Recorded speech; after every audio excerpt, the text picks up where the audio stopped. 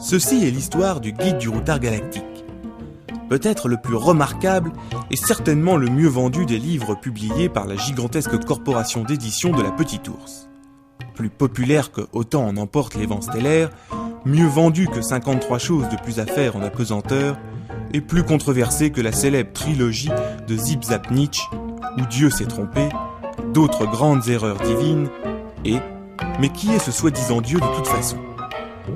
Dans la plupart des civilisations les plus décontractées sur la marge orientale de la galaxie, le Guide du routard galactique a déjà supplanté la très imposante Encyclopædia Galactica comme dépositaire de toutes les connaissances et sagesses. Soit, il contient de nombreuses omissions, plusieurs apocryphes et même des erreurs. Mais il l'emporte sur l'ouvrage plus ancien et plus pédant en 2 points importants. 1. Il est légèrement moins cher. 2. La mention « Pas de panique » est inscrite en larges lettres amicales sur la couverture. Pour raconter l'histoire de ce livre, il vaut mieux relater celle de quelques êtres cachés dans son nom. Un humain de la planète Terre est l'un d'eux. Toutefois, alors que notre histoire commence, il ne connaît pas mieux sa destinée qu'une feuille de thé ne connaît l'histoire de la Compagnie des Indes orientales. Son nom est Arthur Acro. C'est un descendant du singe d'environ 1m80 et quelqu'un essaie de faire passer une déviation par sa maison.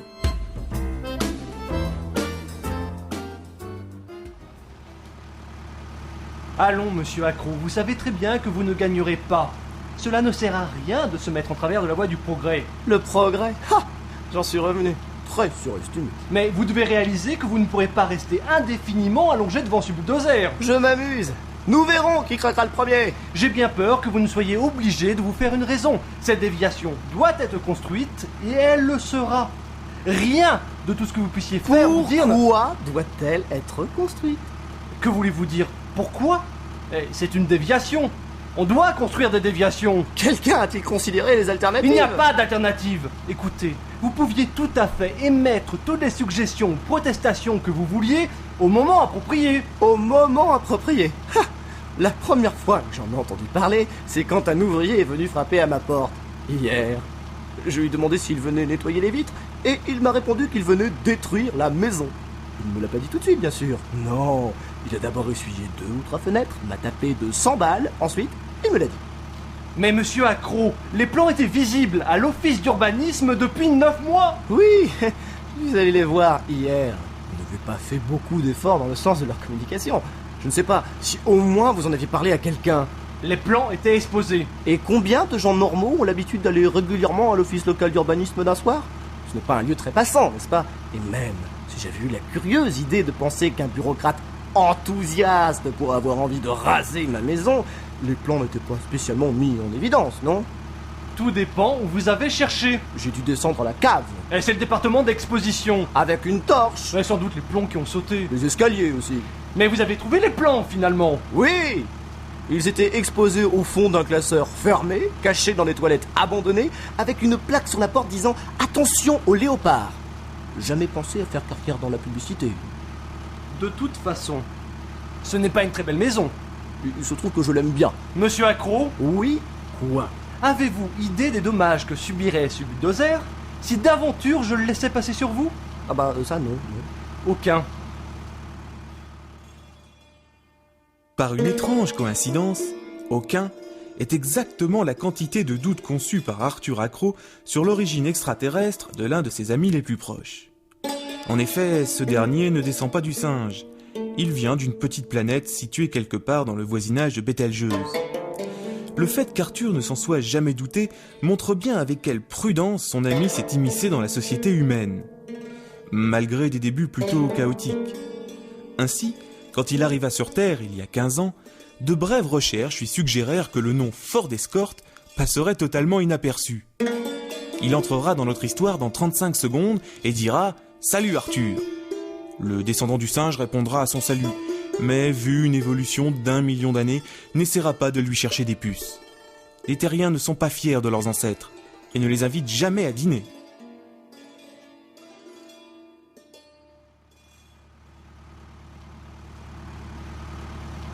Salut Arthur! Salut Ford, comment vas-tu ? Très bien. Écoute, tu es occupé? À vrai dire, j'ai juste ce bulldozer devant lequel je dois m'étendre. Autrement, non, pas spécialement. Il y a un pub en bas de la route. Allons prendre un verre et nous discuterons un peu. Voyons, tu ne comprends pas? Monsieur Accro, nous attendons. Ford, cet homme veut raser ma maison. Eh bien, il peut le faire pendant que tu n'es pas là, non? Mais je ne veux pas qu'il le fasse. Tu n'as qu'à lui demander de t'attendre. Ford. Arthur, peux-tu m'écouter, s'il te plaît? Je ne plaisante pas. Je dois te dire la chose la plus importante que tu n'aies jamais entendue. Je dois te la dire maintenant et dans ce pub. Pourquoi? Parce que tu auras besoin d'un bon verre bien serré. Maintenant, essaie d'avoir confiance. Mais, et ma maison? Il veut la battre, n'est-ce pas? Oui, il veut construire une... Il ne peut pas le faire parce que tu es étendu devant ce bulldozer.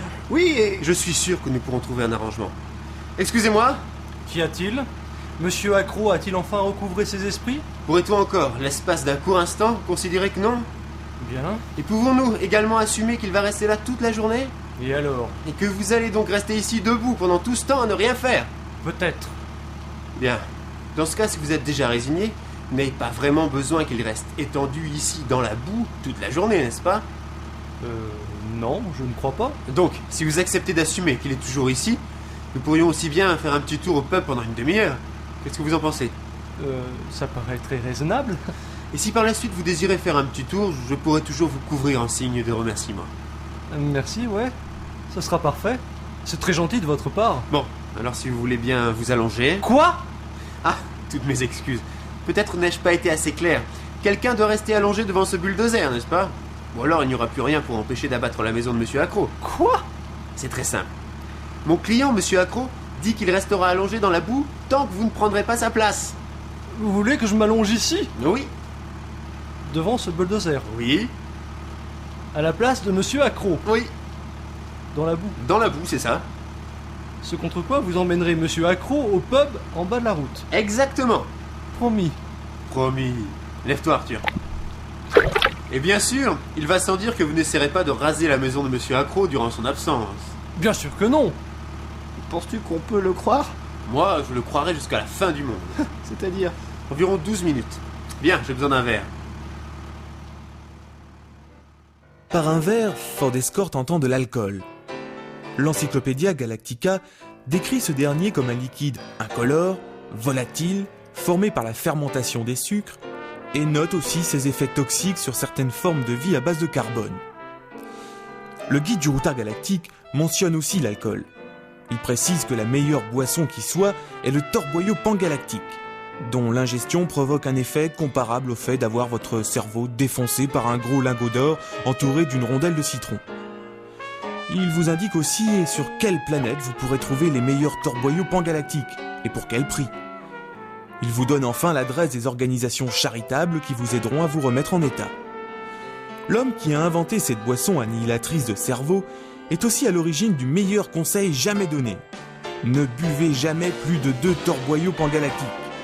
Sauf si vous êtes un éléphant de 30 tonnes atteint d'une bronchite pulmonaire. Son nom est Zappy BBC, et nous entendrons à nouveau parler de sa sagesse par la suite.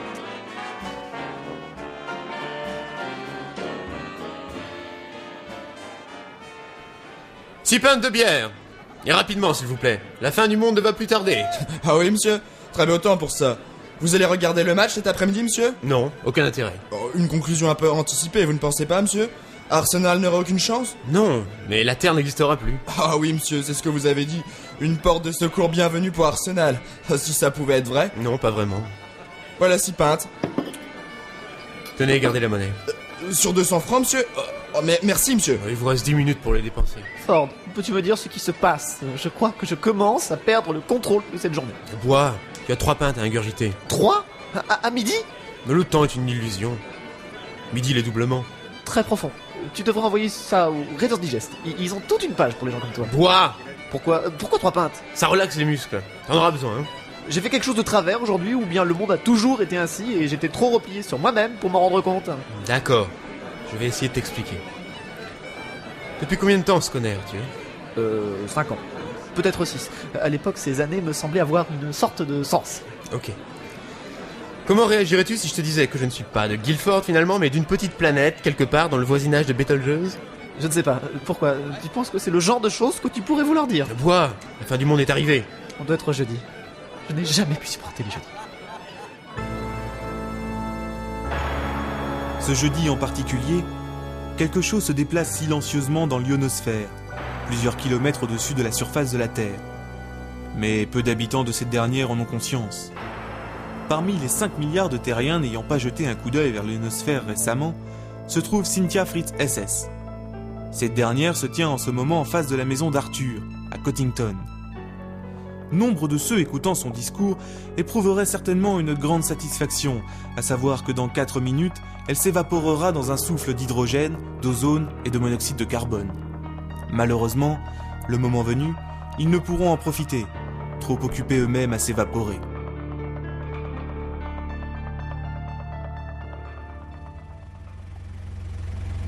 On m'a demandé de venir ici pour dire quelques mots afin de marquer le commencement des travaux de cette très splendide et rentable nouvelle déviation Beringford.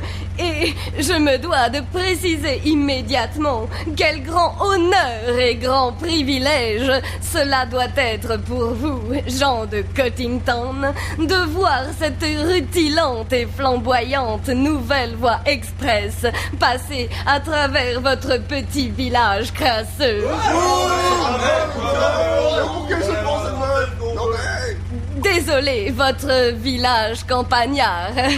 Je sais combien vous devez vous sentir fier en ce moment de savoir que votre obscur et malpropre trou à rats renaîtra bientôt en une très splendide et rentable station d'essence Cottington, procurant rafraîchissement bienvenu et commodité salvatrice à chaque voyageur fatigué utilisant cette voie. Eh, tire-toi, espèce de vieille chauve-souris puante! Et nos maisons alors! En ce qui me concerne, c'est un très grand plaisir de prendre cette bouteille de très splendide et rentable champagne et de la casser contre la proue de ce très splendide et rentable bulldozer jaune.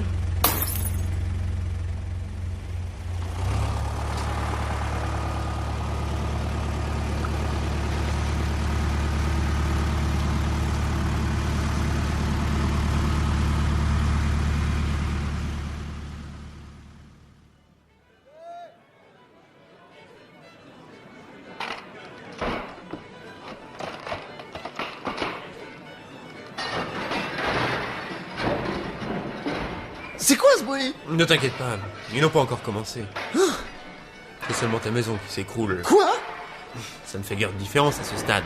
Mais bon sang que si, mais qu'est-ce qu'ils foutent? On avait un accord. Laisse-les s'amuser. Mais va te faire foutre, toi et tes contes de fées. Ils sont en train d'abattre ma maison. Arrêtez, vandale!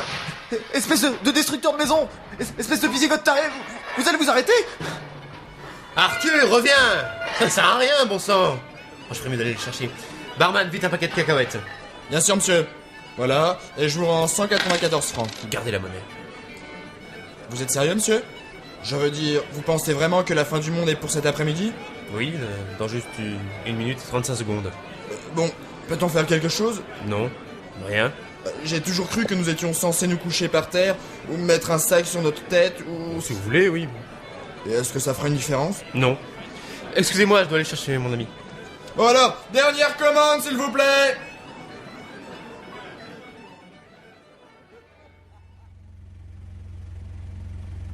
Eh, vous, barbare en costume à rayures, je vous saisirai le conseil municipal pour chaque centime que vous me devrez. Je vous ferai pendre, écraser, et écarteler, et essorer, et bouillir, et ensuite je vous couperai en petits morceaux, et je sauterai dessus.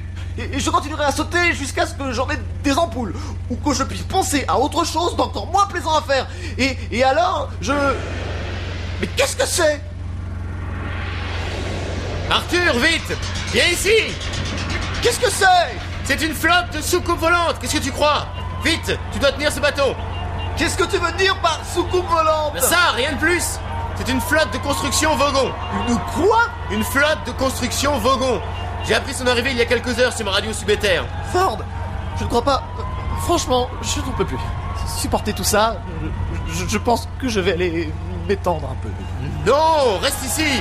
Calme-toi! Et prends-le! Habitants de la Terre, votre attention s'il vous plaît. Ici, Prostanik Vogonjets du Conseil de planification de l'hyperespace galactique.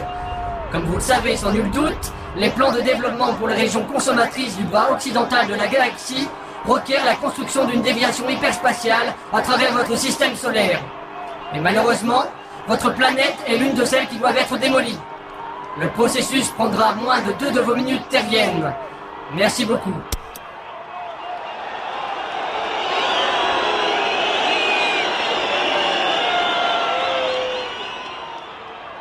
Ce n'est pas la peine de jouer la surprise.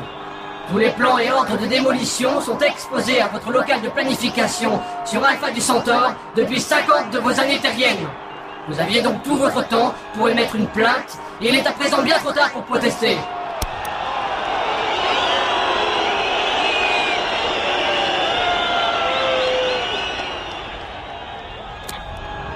Comment ça, vous n'avez jamais été sur Alpha du Centaure? Bon sang d'humain, c'est à peine à 4 années-lumière d'ici. Je suis désolé, mais si vous ne vous intéressez pas davantage aux affaires locales, c'est votre problème. Activez les rayons de démolition. Bon sang de sacrée planète apathique.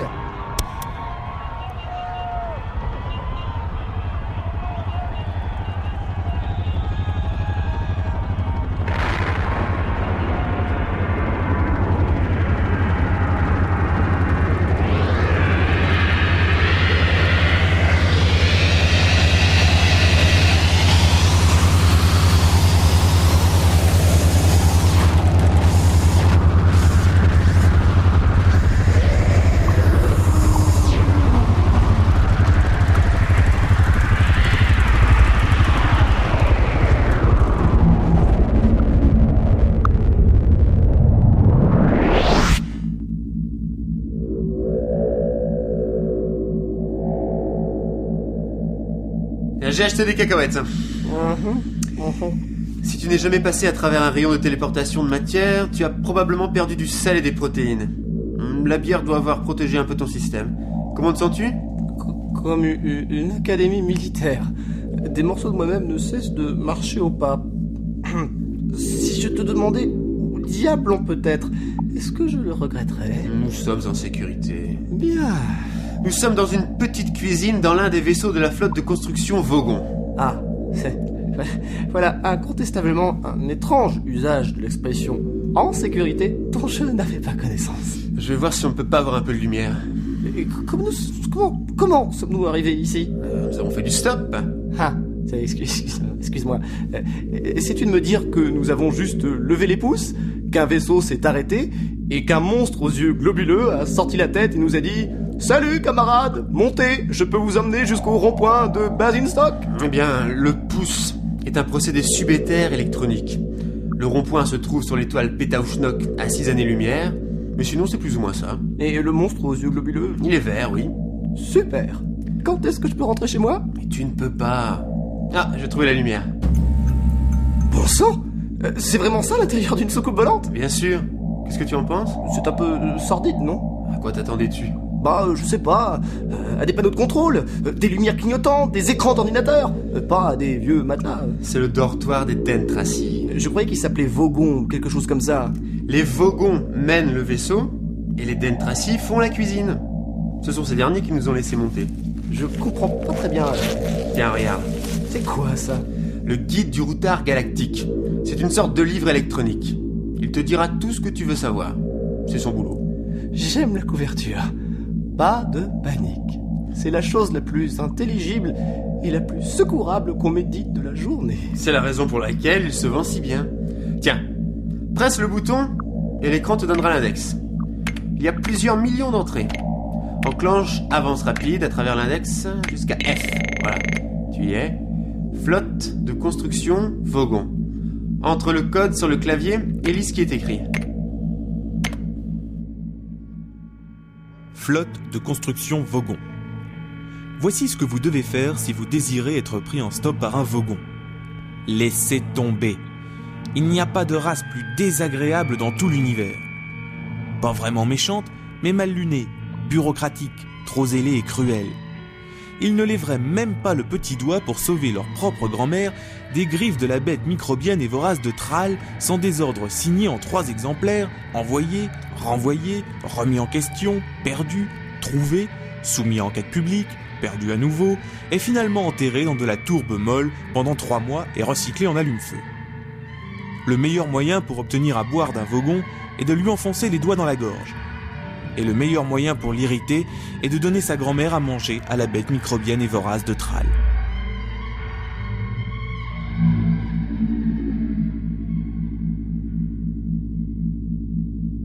Quel étrange livre!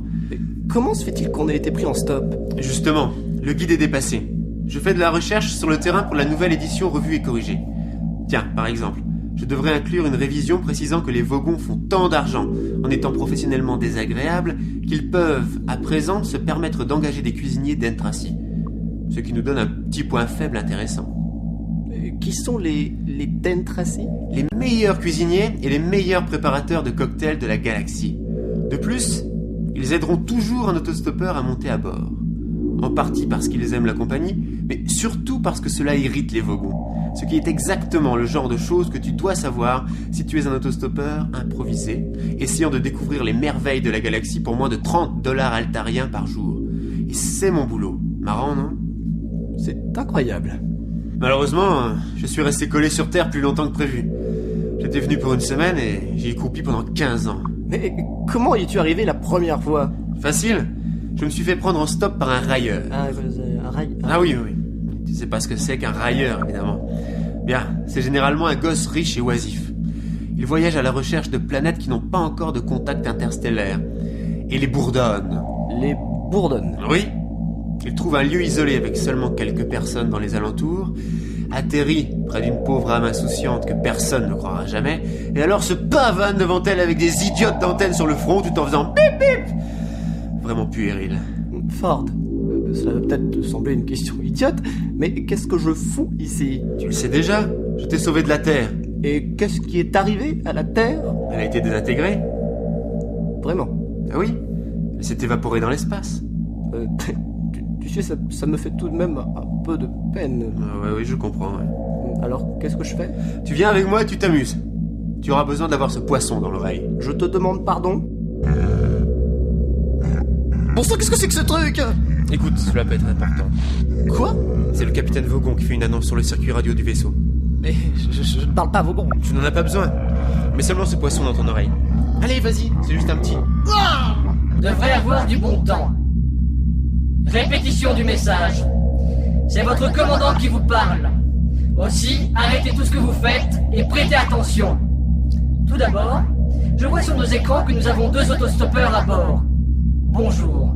Qui que vous soyez, je serai tout à fait clair. Vous n'êtes pas du tout les bienvenus. J'ai travaillé dur pour en arriver là, et je ne suis pas devenu commandant d'un vaisseau de construction Vogon afin de le voir devenir un service de taxi à destination d'autostoppeurs dégénérés. J'ai envoyé une équipe pour vous récupérer, et dès qu'ils vous trouveront, ils vous foutront hors du vaisseau. Si vous êtes vraiment chanceux, je vous lirai un peu de ma poésie avant. Deuxièmement, nous sommes sur le point de passer en hyperespace jusqu'à l'étoile Peter-Schnock. À l'arrivée, nous resterons à quai pour une remise en état qui durera 72 heures. Et personne ne doit quitter le vaisseau durant ce temps. Je répète, toute sortie est annulée. Je viens juste de sortir d'une liaison amoureuse qui s'est mal finie. Aussi, je ne vois pas pourquoi quelqu'un d'autre devrait avoir du bon temps.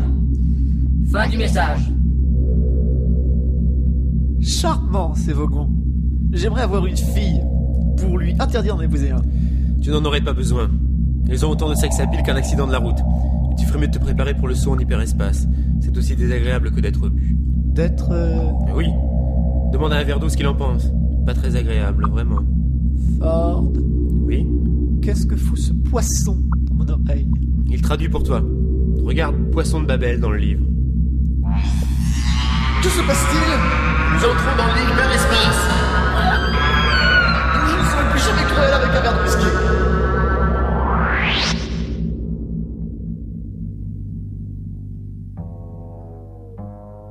Le poisson de Babel est petit, jaune, se colle partout et est l'une des choses les plus étranges de l'univers. Il se nourrit de l'énergie issue des vagues cérébrales. Il absorbe toutes les fréquences inconscientes et rejette par télépathie une matière formée des fréquences conscientes et des signaux nerveux pris dans la partie du cerveau consacrée au langage. Du coup, si vous vous en mettez un dans l'oreille, vous pourrez de suite comprendre toutes les formes possibles de langage. La matrice de vagues cérébrales décode le discours perçu. Que quelque chose de si incroyablement utile soit le simple fruit du hasard est si improbable que certains penseurs ont choisi d'y voir la preuve déterminante de la non-existence de Dieu.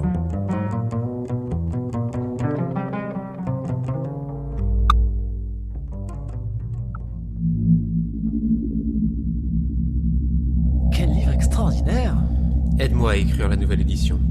Non, je crains de ne vouloir qu'une chose. Rentrer sur Terre ou sur son plus proche équivalent. Tu auras l'occasion d'explorer plusieurs millions de mondes. As-tu rassemblé beaucoup d'informations sur la Terre? J'ai pu étendre l'entrée, oui. Ah, voyons alors ce que dit cette édition. Ok. Voyons. Terre. Je tape le code. Voilà la page. Ah, il ne semble pas y avoir d'entrée. Mais si, regarde en haut de l'écran. Juste en dessous de Terrafio Gallo Excentrica, la pute à triple poitrine d'Héroïticon 6. Où ça? Ah oui. Inoffensif.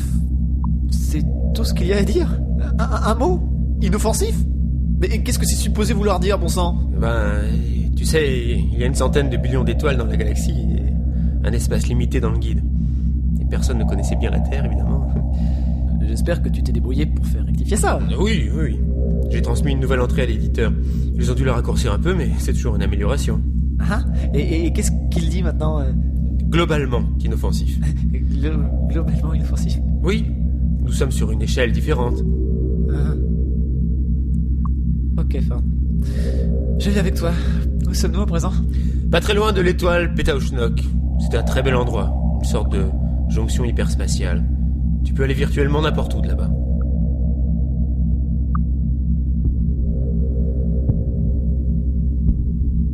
C'est-à-dire en supposant qu'on y arrive un jour. C'est quoi? Bien, si nous sommes chanceux, c'est juste les Vogons qui viennent nous jeter dehors. Hein? Et si nous sommes malchanceux? Si nous sommes malchanceux, le commandant pourrait avoir envie de nous lire quelques fragments de sa poésie avant. La poésie Vogon se situe à la 3e position dans la liste des plus mauvaises poésies de l'univers. La 2e position est détenue par les Azagotes de Kria. Durant une récitation par leur maître poète Gruntos le Flatulent du poème « Ode à la mélasse verte » que j'ai trouvé sous mes aisselles un matin de solstice d'été, 4 Azagotes dans le public moururent d'hémorragie interne. Le président du Conseil des arts majestueux de la galaxie ne survécut qu'en rongeant l'une de ses jambes. Il est raconté que Gruntos fut désappointé par l'accueil reçu par son poème et était sur le point de commencer la lecture de son 12e livre épique, intitulé « Mes glouglous favoris dans mon bain », quand son grand intestin, dans une tentative pour sauver les gens de Kria, pour ne pas dire l'univers, bondit, traversa son cou et étrangla son cerveau. La pire poésie de toute la galaxie périt avec sa créatrice, Jeanne Dupont, de Paris, dans la destruction de la planète Terre. La poésie Vogon est douce et légère en comparaison, et quand le commandant Vogon commence à en lire quelques fragments, cela provoque cette réaction chez Ford Escort.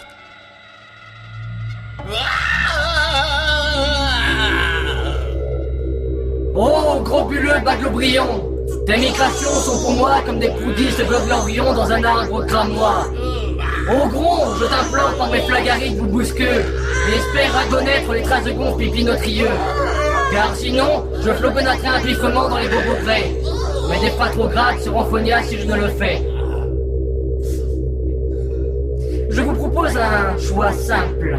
J'étais sur le point de vous jeter directement dans le vide de l'espace, où vous auriez connu une mort horrible et lente.